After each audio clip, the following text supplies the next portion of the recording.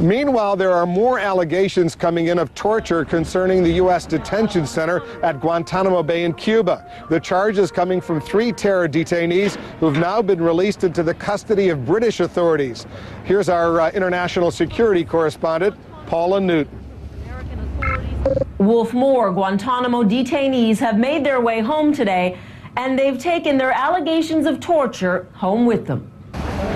From the cells of Guantanamo Bay to the heavily secured cabin of a charter flight, 3 longtime British residents are making their way back home after years in detention, controversy tailing them all the way.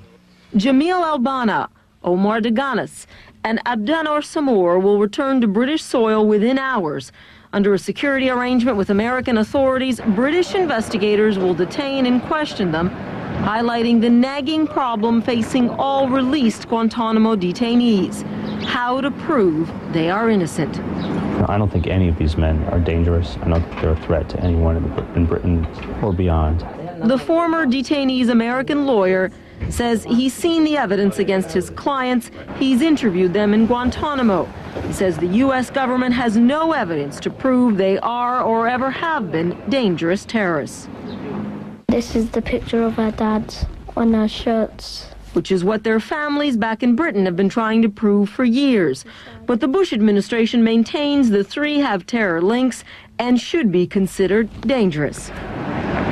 But clearly, the administration is losing its legal grip on Guantanamo, giving in to demands of the detainees for a fair hearing in a court of law in their home countries. Lawyers for those held at Guantanamo are again calling on the U.S. to close the infamous detention center. It's making us less safe. It's actually backfiring. And every day it's being used as a recruiting tool by extremists. It's a lightning rod for those who would do violence against the United States and its allies.